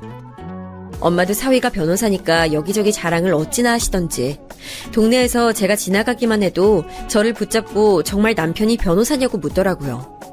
요란한 결혼 준비가 끝나고 드디어 결혼식 당일이 됐는데 제가 아빠가 상견례 때는 멀쩡해서 따로 감시하거나 그러진 않았거든요. 당연히 평생에 한 번 있는 딸의 결혼식에 술을 마시고 올 줄은 상상도 하지 못했고 저도 챙길 게 너무 많아 신경을 제대로 못 쓰기도 했고요. 그런데 제가 신부 대기실에 있었는데 저에게 동생이 따로 표정이 사색이 돼서 오더니 아빠가 술에 취한 채로 손님들을 마주하고 있다길래 너무 놀라서 당황했습니다. 저는 안에서 손님을 맞아야 하니까 동생한테 부탁하고 그대로 입장까지 하게 됐는데 아빠가 들어가기 전에 신부 손을 잡고 입장해야 하니까 저에게 왔거든요. 정말 술에 취해 얼굴이 벌개져 있더라고요. 아빠, 한 번뿐인 내 결혼식인데 도대체 뭐 하는 거야? 딸이 결혼한다니까 내가 너무 기분 좋아서 그래.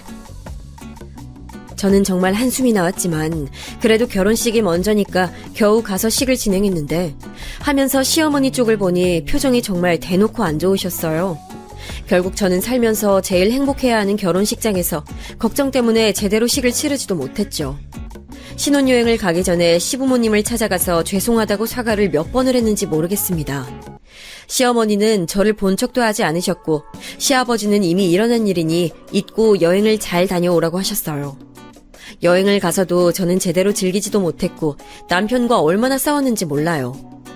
남편은 뭐 어떠냐, 행패를 부린 것도 아니고 큰 소리를 낸 것도 아니고 무엇보다 결혼식이 이미 끝났고 지나간 일인데 저에게 너무 사서 걱정한다고 하더라고요. 저는 시어머니 반응을 봤으니 계속 머릿속에서 떠나질 않았고 결국 꿈에서까지 시어머니가 나와서 심장이 쿵쾅거렸습니다. 그렇게 여행에서 돌아와 시댁을 방문했는데 제가 일부러 시어머니가 좋아하신다는 브랜드의 가방을 사서 갔는데도 시어머니는 별 반응이 없으셨어요. 남편이 중간에서 많이 분위기를 풀어주어 그나마 저도 용기 내어 사과하고 집으로 돌아왔습니다. 그 뒤로 저는 시어머니에게 잘 보이려고 진짜 노력을 많이 했는데 최대한 자주 찾아뵙고 선물도 자주 해드렸어요. 다행히 남편 직업이 변호사고 저도 직업이 있으니까 돈을 벌어서 남편과 저는 또래보다 여유롭게 생활할 수 있어서 가능했던 것 같습니다. 결혼하고 친정에 생활비를 예전처럼 줄 수 없어서 걱정했는데 남편과 상의 끝에 시댁에는 들어가는 돈이 없으니까 친정에 남들보단 돈을 더 줄 수 있었어요. 제가 직장에 다니면서도 시댁 행사는 빠짐없이 참석하고 먼저 시어머니에게 다가가는 모습을 보이니 남편도 덩달아 우리 친정에 잘했는데 저는 그게 참 고마우면서 미안했습니다. 여전히 시어머니는 제가 찾아가도 반기거나 저에게 살갑지 않으셨지만 저는 하나도 서운하지 않았고 더 오기가 생겨서 다가갔어요.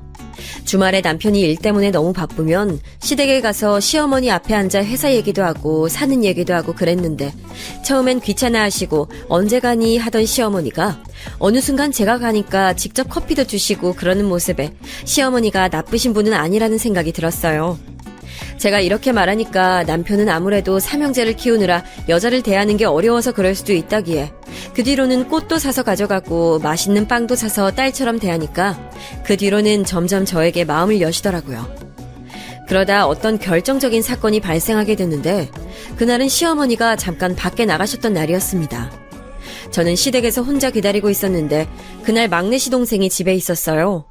그런데 제가 도착하고 둘이 얘기할 때까진 괜찮았는데 갑자기 시동생이 형수님 하면서 방에서 뛰쳐나오더라고요. 놀라서 보니까 코에서 코피가 너무 많이 나와서 저도 급하게 지혈하고 있었는데 갑자기 시동생이 정신을 잃는 게 아니겠어요. 원래 몸이 약하다는 것은 이미 저도 남편에게 들어 알았지만 사람이 제 눈앞에서 정신을 잃은 것을 저는 태어나서 처음 보았기에 너무 놀랐는데 하필 또 집에 저 말고 다른 사람이 없어서 급하게 구급차를 불렀습니다. 그런데 정말 안 좋은 일은 왜 겹치는 건지 우리 시댁 앞 도로가 공사 중이라 돌아오려면 시간이 더 걸린다고 저에게 직접 갈 수 있으면 직접 가라는 거예요. 하는 수 없이 남편에게 급하게 말해서 오라고 하고 저보다 키가 머리 하나는 더 큰 시동생을 끌고 집 밖을 나섰는데 남편도 도로가 공사 중이니 못 들어오고 시동생은 아직도 정신을 못 차리고 저도 기절할 것 같았지만 시동생을 최대한 업고 큰 도로로 나왔습니다. 사실 지금 다시 하라고 하면 절대 못할 것 같아요. 그때는 무슨 힘이 나서 그 큰 시동생을 키도 작은 제가 겨우 끌고 나왔고 큰 도로에서 응급차를 타고 응급실에 갔는데 의사가 진짜 딱 2분만 늦었어도 심각한 상황이 왔을 거라고 말하더라고요. 남편과 시어머니도 나중에 와서 그 소리를 듣고 저에게 연신 고맙다고 하는데 특히 시어머니가 울면서 저에게 어떻게 시동생을 옮겼냐고 하시는데 저는 그냥 머쓱해서 어쩌다 보니 그렇게 됐다고 하니 계속 저에게 고맙고 미안하다고 하셨습니다. 시동생도 나중에 눈을 뜨고 저에게 형수님이 없었다면 본인은 죽었을 거라고 제가 생명의 은인이라고 하더라고요. 저는 당연히 해야 할 일을 했던 건데 시댁 식구들이 다 저보고 대단하다 하니 머쓱하고 쑥스러웠는데 시어머니는 이 사건 이후로 저를 딸처럼 여기시기 시작하셨습니다. 그 뒤로는 제가 찾아가면 웃으면서 맞아주시고 저에게 인생에 도움이 되는 말도 많이 해주셔서 얼마나 감사한지 모르겠어요.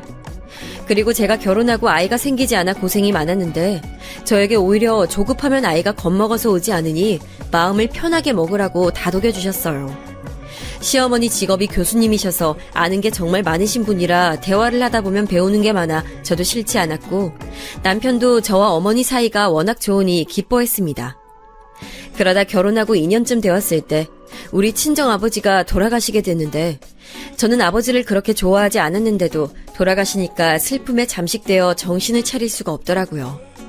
생각보다 빨리 가셔서 당황하기도 했고, 돌아가시는 날까지 술을 드셔서 참 아버지답다고 생각하기도 했고, 아버지 인생이 안타까웠습니다.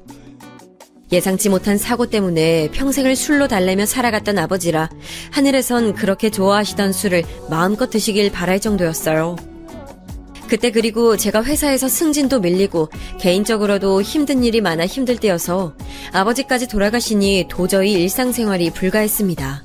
그런 저를 제일 옆에서 누구보다 힘이 되어주신 것은 바로 시어머니였어요. 물론 남편도 저를 많이 신경 써줬는데 시어머니가 어르신이시니 현실적으로 도움도 많이 주셨습니다. 저는 그런 시어머니에게 너무 감사해서 빨리 정신 차리고 일상으로 복귀할 수 있었죠. 아직도 이때를 생각하면 시어머니에게 감사한 마음밖에 들지 않아요. 그리고 그런 시기가 지나고 저에게도 드디어 좋은 소식이 왔는데 바로 제가 임신을 하게 됐습니다. 심지어 쌍둥이요. 우리 집엔 쌍둥이가 없었는데 남편 집 쪽에 쌍둥이가 있다고 하더라고요. 쌍둥이라 몸이 무거워서 다니던 회사는 그만두게 됐고 집에서 열심히 태교하는데 시어머니는 제가 유난히 임신하고 과일을 많이 먹으니까 백화점에서 과일 바구니를 몇 번을 보내주셨는지 몰라요. 덕분에 저는 풍족한 태교를 할 수 있었는데 시어머니는 심지어 우리 친정어머니한테도 과일 바구니를 보내주셨습니다. 엄마도 얼마나 좋아하셨는지 안 그래도 시댁에 잘하고 있었지만 더 잘하라고 계속 저에게 이런 시댁 만나는 것도 복권 당첨보다 훨씬 어렵다고 하셨어요. 막달에는 배가 불러 숨쉬는 것도 힘들었는데 남편이 옆에서 많이 돌봐줘 버틸 수 있었습니다. 그렇게 쌍둥이를 출산했는데 딸 쌍둥이였고 일란성이었어요. 시어머니는 당신이 아들만 있어서 내심 속으로 딸을 바랐었다고 좋아하셨습니다. 쌍둥이를 키워보신 분이 있으시면 아실 텐데 쌍둥이 육아는 배로 예쁘고 사랑스럽지만 배로 힘들어요. 당연히 제가 낳은 자식들이니 예쁜 것은 분명 맞지만 현실적으로 너무 힘들어서 저는 임신으로 인한 살이 아이들 키우며 바로 빠졌습니다. 남편이 아무리 저를 도와줘도 변호사라 일이 워낙 많으니까 현실적으로 힘들더라고요. 그런데 그걸 또 시어머니가 아셨는지 용돈도 두둑하게 주시고 본인도 우리 집에 오셔서 많이 도와주셨습니다. 제가 밤새 잠을 자지 못했을 것 같다고 저에게 당신께서 아이들을 볼 테니 어서 자라고 하시고 이유식도 손수 만들어 오셨어요. 친정엄마도 당연히 저를 많이 도와줬는데 그러다 보니 두 분도 예전보다 가까워지셨죠. 그래서 남편은 퇴근하고 집에 오면 여자들밖에 없다며 우스갯소리를 하기도 했습니다. 그렇게 아이들을 양가의 도움을 받으며 키웠고 그 사이 시동생들도 결혼하게 됐어요. 몸이 좋지 않았던 막내 시동생이 먼저 결혼했고 바로 다음 해에 둘째 시동생까지 결혼했습니다. 그래서 시어머니가 혼자가 되셨으니 적적하실 것 같아 저는 아이들을 데리고 시댁에 자주 방문했는데 시어머니는 저와 아이들이 갈 때마다 너무 반겨주셨어요. 아이들 이름이 아름다운인데 이름 그대로 아름답다고 저에게 보석들을 낳았다고 좋은 말씀도 많이 해주셨습니다.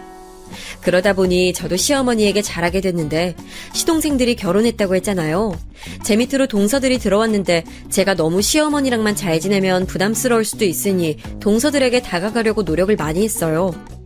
동서들을 만날 때마다 제가 먼저 말을 걸고 잘 지냈냐고 하고 했는데 생각보다 쉽지 않았습니다. 동서들은 비슷한 시기에 결혼해서 둘이 통하는 게 많았는지 저를 제외하고 둘이 만나는 날도 많았어요. 그래도 저는 저만 아이들이 있기도 했고 그럴 수도 있다고 하며 넘겼습니다. 그렇게 아이들이 유치원도 졸업하고 초등학교에 입학하게 되었는데 그때쯤 제가 집에만 있으니 몸이 무겁고 또 사회생활이 그립더라고요. 남편이 충분한 돈을 벌어와도 종일 집에서 아이들과 남편만 기다리니까 자신을 잃는 것 같은 기분이 들어 저도 취업을 알아보기 시작했습니다. 그러다 친동생의 권유로 집에서 가까운 보험회사를 알게 되었는데 왠지 해보고 싶은 마음이 들더라고요.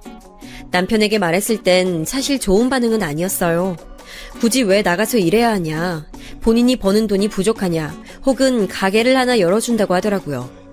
하지만 저는 아버지가 갑자기 돌아가시기도 했고 제가 아이들을 키우며 워낙 보험에 관심이 생겨서 꼭 거기서 일하고 싶었습니다. 그래서 결국 회사에 출근하게 됐는데 오랜만에 출근이라 설레는 마음이 가득했어요. 영업은 처음 해봤는데 제가 생각보다 소질이 있다는 것도 알게 되고 그동안 남편이 부족하지 않게 돈을 벌어왔고 또 전혀 생활비나 들어가는 돈에 눈치를 주는 편은 아니었어도 제가 막상 돈을 벌게 되니 뿌듯함도 커서 좋았습니다. 실적이 많으면 돈을 많이 버는 구조여서 제가 직접 하나부터 10까지 영업을 해야 했는데 처음엔 당연히 힘든 일도 많았지만 점점 쌓여가는 실적을 보며 하루하루 힘을 낼 수 있었어요. 무엇보다 집에 들어가면 토끼 같은 우리 딸들과 든든한 남편이 저를 지켜주니 힘들어도 견디게 됐습니다. 일하다 보니 전보다 시어머니를 자주 찾아뵙지 못했는데 제가 일을 시작하고 친정엄마가 아이들을 봐주셨거든요. 엄마도 나이가 드셨으니 밖에서 일하는 것을 제가 원하지 않아서 엄마를 집으로 부르고 제가 밖에 나가서 일하게 된 거라 시어머니를 예전처럼 자주 찾아뵙진 못했습니다. 주말에 가려고 해도 제가 영업을 하니까 주말에도 고객을 만나는 날이면 가지 못했고 시댁은 명절이나 가족들 생일 때나 겨우 가게 됐어요. 제가 갈 때마다 죄송하다고 하면 시어머니는 무슨 소리냐고 밖에서 돈 버는 것이 얼마나 힘든데 저보고 오히려 대단하다고 해주셨죠. 제가 시댁에 자주 가지 못하는 동안 동서들은 차례로 임신하게 됐는데 결혼도 1년 차이로 하더니 임신은 심지어 기간이 겹쳐서 둘 다 같은 연도에 아이를 낳았어요. 둘째 동서는 아들이고 셋째 동서는 딸이었는데 저는 동서들의 출산을 축하하려고 백화점에 가서 아기 옷들도 사주고 장난감도 물려주려고 했습니다. 그런데 동서들은 쓰던 것은 싫다 해서 새로 사주기도 했어요. 동서들은 아이들이 크면서 교육에 아주 관심이 많았는데 사실 저는 사교육에 그렇게 큰 관심은 없었습니다. 남편도 공부는 본인이 원해야 하는 거라고 했고 무엇보다 우리 딸들은 예체능에 관심이 많았어요. 쌍둥이지만 취향은 달라서 첫째는 무용을 하고 둘째는 미술을 했습니다. 그래서 공부 쪽으로는 전혀 몰라서 동서들이 물어볼 때마다 제대로 대답해주지 못했어요. 그리고 우리 아이들이 어릴 때와는 차이가 꽤 나니까 더 좋은 것을 고르라는 의미였는데 동서들은 제가 일부러 가르쳐주지 않는다고 착각한 것 같았습니다. 형님, 어머님이 영어 유치원 그때 보내주시지 않았어요? 아, 근데 그건 어머님이 알아보시고 등록도 해주셔서 몰랐어. 정말 저는 어머니가 알아서 유치원을 알아보시고 원비까지 다 내주셔서 몰랐는데 동서들은 제가 정보 공유를 해주지 않는다고 생각했던 것 같아요. 오해를 풀려고 노력도 했지만 이미 견고하게 굳은 마음들이라 저는 어쩔 수 없이 물러섰습니다. 그리고 최대한 부딪히지 않으려고 노력하며 제 일에 집중하려 했었어요. 그러면서 저는 가정에 소홀해지는 것은 더 싫어서 새벽부터 일어나서 최대한 제 손으로 밥하고 빨래하고 했습니다. 친정엄마가 오셔서 도와주시긴 했지만 그래도 우리 집이고 무엇보다 엄마가 고생하시는 게 싫었어요. 열심히 일하다 보니 남편은 저에게 부담 가지지 말고 너무 무리하지 말라고 했는데 전 그 말이 되게 고맙게 느껴졌습니다. 그리고 실제로 영업하는 게 저랑 너무 잘 맞았어요. 밖에 나가서 사람들과 대화하고 각자 사는 얘기를 들으며 보험에 관해 얘기하는 게 오히려 스트레스를 받는 게 아니고 즐거워지기 시작했고 그렇게 제가 일을 하니까 영업량이 많아져서 회사에서도 저를 믿어주기 시작했습니다. 제가 실적이 좋으니까 회사에서는 동기부여 차원으로 해외여행도 보내준 적이 있었는데 그때 남편도 겨우 시간을 내어 태국에 다녀왔었는데 그게 우리 가족의 첫 해외여행이었고 너무 좋더라고요. 이렇게 보상도 적절하게 받으니 저도 더 의욕이 생겨서 열심히 일하기 시작했고 결국 마침내 보험왕이라는 소리까지 듣게 됐습니다. 회사에서 저한테 너무 잘한다고 칭찬하며 나중에 지점장까지 하라고 하더라고요. 저는 또 막상 보험왕이라는 소리를 들으니까 신나서 더 열심히 일했고 시어머니와 친정엄마한테도 자랑했습니다. 친정엄마는 당연히 제가 자식이니까 뿌듯해하셨고 시어머니는 너무 무리하다 쓰러질 수도 있으니 몸을 많이 챙기라고 해주셨어요. 가족들이 이렇게 제 생각을 해주고 응원해주니까 저는 당연히 보답하고 싶은 마음이 들어서 생일이나 명절마다 선물을 크게 해줬습니다. 동서들과 사이가 그렇게 좋진 않았지만 그래도 제가 윗사람이니 먼저 다가가는 게 맞다 생각해서 백화점에서 명품 가방을 사다 주기도 했어요. 어렸을 때 워낙 가난해서 명품을 들고 다녀본 기억도 없고 여유 있게 살게 된 이후에도 명품엔 관심이 없어서 남편에게 선물하기 전에 물어보니까 남편은 굳이 선물해주지 않아도 된다고 저한테 그랬습니다. 하지만 동서들과 더 친해지고 싶어서 가방을 하나씩 선물해줬더니 동서들은 저한테 형님 그렇게 돈을 많이 버냐고 물었어요. 머쓱하게 웃으며 많이 버는 건 아니고 그냥 적당하게 번다고 했더니 이 가방은 적당하게 벌어서 살 수 있는 가방이 아니라고 하길래 약간 당황했지만 칭찬이겠거니 생각했습니다. 제가 이렇게 보험왕으로 회사에서 승승장구하며 잘 나갈 때 우리 딸들은 신경을 덜 쓰게 될까봐 엄마 역할도 많이 노력했는데 우리 예쁜 딸들은 저에게 최고의 엄마라고 저를 치켜 세워줬어요. 남편도 제가 일하고 나서 표정도 훨씬 밝아지고 더 삶을 알차게 사는 게 보인다며 혹시라도 법적인 문제가 생기면 자기가 책임진다고 저한테 아주 든든한 존재가 됐습니다. 영업으로 성공하니까 확실히 제 고객분들이 추천으로 또 다른 고객들을 소개해주는 경우가 아주 많았는데 그중 어떤 고객님이 본인 오빠가 보험을 이상하게 든 것 같다며 저에게 봐달라고 한 적이 있었어요. 제가 알아보니 정말 보험 사기를 당한 것처럼 온갖 필요 없고 쓸모없는 보험들이 가득해서 저는 기겁하고 해지하고 필요한 보험만 딱 신청해 줬더니 그분이 저에게 연신 고맙다고 하셨습니다. 사업을 하시던 분이셨는데 일하느라 바빠서 보험은 그냥 아는 사람에게 부탁했더니 이런 결과가 나왔다고 속상해하시며 저에게 고맙다고 저녁을 사주겠다고 했어요. 그래서 같이 저녁을 먹으며 보험은 이렇게 주변 알고 지내던 지인에게 사기당하는 경우가 왕왕 있어 제가 그럴 수도 있다고 하며 달래고 있었는데 식당에서 화장실을 가려고 하는데 누가 저를 따라오더라고요. 형님! 어머, 동서! 밥 먹으러 온 거야? 네, 친구들 모임이 있어서 왔어요. 형님은요? 고깃하고 먹으러 왔지. 동서, 밥 맛있게 잘 먹고 가! 저를 뒤따라온 사람은 둘째 동서였고 우연히 마주쳐서 놀랐지만 또 가족이라고 반가운 마음이 들더라고요. 그렇게 저는 고객님을 달래고 무사히 집으로 돌아갔는데 마침 다음 날이 시어머니 생신이셔서 가족들이 다 모이는 날이었습니다. 주말이라 다들 시간을 비워놓고 만나기로 했는데 저는 시어머니 선물을 백화점에서 고르며 이때도 동서들 선물을 미리 사놨었어요. 그렇게 시댁에 가서 가족들을 만났는데 시어머니를 오랜만에 본 거라 매우 반가웠습니다. 같이 즐겁게 식사도 하고 차를 마시기 전에 저는 남편이 예전에 쓰던 방의 화장실에서 잠시 다른 고객과 전화를 하고 있었는데 누가 남편 방으로 들어오는 거예요.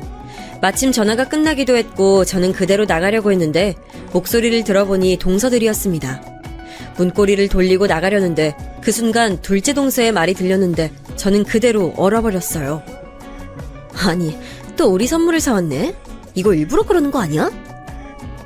내 말이 자기 잘 나간다고 유세 떠는 거야? 우리도 뭐 집에서 보험왕님이라고 불러줘야 하나? 치마 걷어 영업하는 거 분명해. 그렇게 돈 벌면 누가 못 벌어?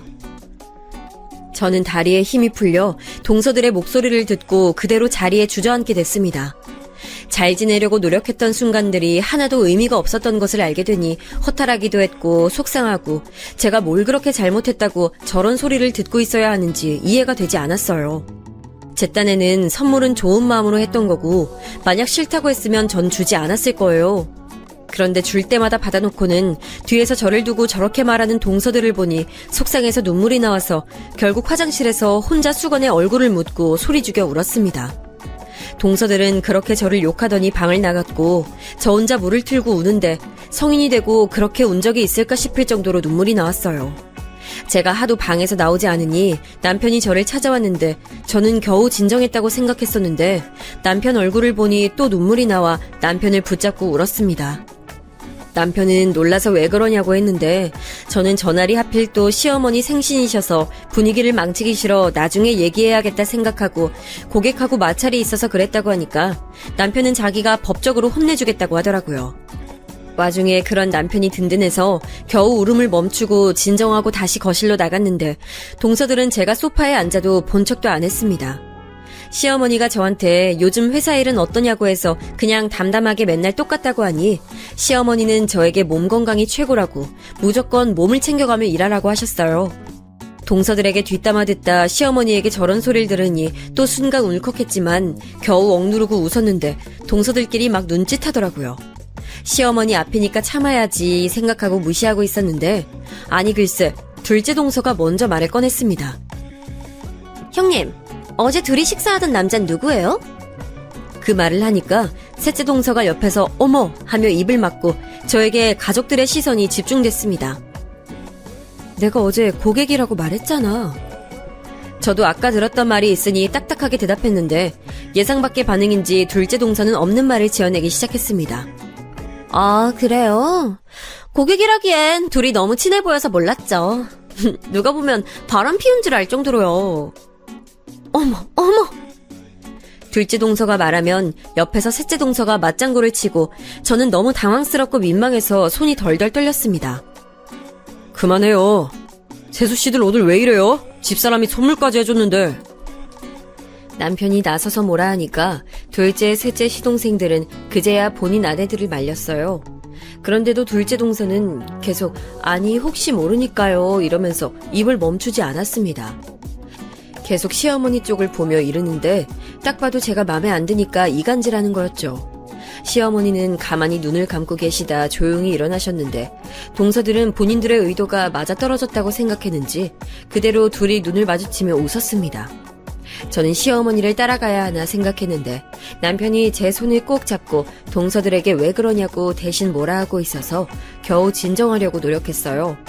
그런데 갑자기 시어머니가 방에서 핸드폰을 가지고 나오시더니 동서들에게 폭탄 선언을 하셨습니다. 너희 둘이 나이트 같은 거 다 알아. 누가 보면 불륜? 그건 너희를 두고 하는 말 아니니? 당장 이혼해! 하시며 시어머니는 핸드폰을 꺼내 사진을 보여주셨는데 누가 봐도 동서들이었어요. 시동생들은 깜짝 놀라 저게 뭐냐고 따졌고 동서들은 얼굴이 새빨개진 채로 아무 말도 하지 못했습니다. 첫째 며느리가 그동안 너희한테 선물을 몇 개를 했는데 내가 옆에서 볼 땐 어쩜 너희는 고맙다는 소리도 안 하니? 보는 나도 민망하던데 결혼을 얼마나 잘못했으면 저런 여자들을 아내라고 같이 살아? 이혼해! 시어머니가 화를 내시니 동서들은 본인이 잘못했다며 말 그대로 시어머니의 바지가랑이를 붙잡고 빌기 시작했습니다. 시동생들도 당황해서 이게 뭐냐고 따졌고 저는 사실 그날 시어머니가 그렇게 화내시는 것을 처음 봤어요. 결혼 전에 저를 반대하실 때도 큰 소리 내며 화냈던 때가 없던 분인데 동서들이 얼마나 미웠으면 저러셨을까요? 저는 그런 시어머니를 보며 든든한 마음도 들고 무엇보다 감사했습니다. 그 사단이 있고 나서 시어머니는 저에게 미련하게 뭘 그렇게 사실도 아닌 내용을 들으며 쿡 참고 있냐고 저는 성격이 너무 착해서 탈이라고 하셨어요. 어머니 생신이시니까 저만 참으면 될 일이라고 생각했죠. 감사해요. 내가 언제 한 번은 얘기하려 했는데 내 생일에도 저러는 걸 보니까 참을 수가 있어야지. 괘씸해서 진짜. 그 뒤로 시어머니는 더 충격적인 좋은 소식을 알려주셨는데 바로 저와 남편에게 미국으로 가자는 내용이었습니다. 시아버지가 계신 곳으로 시어머니는 교수직을 은퇴하시고 갈 예정이었는데 저희 부부와 아이들도 데려가고 싶다고 하셨어요. 그렇게 되면 저는 회사를 그만두어야 해서 당신도 강요하는 것은 아니고 제 선택이라고 하셨는데 저는 그 얘기를 듣자마자 승낙했습니다. 제가 어릴 때 가난해서 항상 유학생들을 부러워했는데 우리 딸들이 미국에서 공부할 수 있는 아주 소중한 기회를 날릴 순 없잖아요. 남편도 당연히 동의했고 그래서 우리는 미국으로 건너가서 몇 년 살다 올 계획입니다. 이 얘기를 듣자 동서들은 시어머니에게 본인들이 다 잘못했다고 더 싹싹 빌었는데 동서들은 아이들 교육에 관심이 많아 시아버지가 계신 곳에 누구보다 가고 싶어 했거든요. 그런데 그 기회를 저한테 주니까 둘 다 난리가 났지만 시어머니는 진짜로 이혼당하고 싶지 않으면 조용히 하라고 단칼에 거절하셨습니다. 둘이 나이트에 갔던 것을 어떻게 알았냐고 하니까 너무 많이 가서 시어머니 지인이 알아보시고 연락이 왔다고 했어요. 둘째 시동생은 진지하게 이혼하려고 남편에게 상담까지 했지만 아무래도 아이가 있으니까 이혼이 쉽지 않잖아요. 이혼은 없던 걸로 하긴 했지만 그 뒤로는 동서들이 아무 소리도 못하고 오히려 제 눈을 피하고 있답니다. 저는 남편에게 사실은 그때 들었던 말이 있다고 하며 말하니 남편은 크게 분노하며 본인이 직접 동서들에게 다시 연락해서 앞으로 우리 부부 앞에서 말도 하지 말라고 만약 거슬리게 하면 그날 했던 말들 다 시부모님에게 말하겠다 하니 둘이 기겁하며 알겠다고 했다고 하네요. 동서들은 당연히 제가 안에 있던 것을 몰랐겠죠. 그래도 아무리 눈에 보이지 않아도 그런 저질적인 말을 하면 안 되지 않을까요? 그래도 어찌 마무리가 잘 됐고 저는 덕분에 남편과 미국에 가서 살 준비로 아주 바쁘게 살고 있어요. 결혼 전부터 많은 일이 있었는데 결국 이렇게 좋은 결과가 나와서 요즘 얼마나 뿌듯한지 모르겠습니다. 제가 그만두고 미국에 간다니까 회사에서는 안타까워하며 언제든지 돌아오면 다시 와달라고 하더라고요. 제가 그렇게 일할 수 있었던 것도 가족들 덕분이라 시어머니와 친정엄마에게 특히 고마운 마음이 듭니다. 친정엄마도 같이 미국에 가자고 시어머니가 말씀하셨는데 엄마는 한국이 좋다며 거절하셨고 동생은 본인이 이제 엄마를 돌보겠다고 저에게 마음 놓고 갔다 오라고 했어요. 시아버지는 우리가 미국에 간다고 하니까 너무 기대하고 있다고 우리가 올 날만 기다리고 계신다고 했습니다. 우리 딸들도 미국에 유학 간다니까 벌써 신나서 너무 좋아하고 있어요. 여기까지가 제 사연이었고요. 끝까지 들어주셔서 정말 감사합니다. 저는 쓰면서 재밌었는데 여러분도 즐겁게 들어주셨으면 좋겠습니다.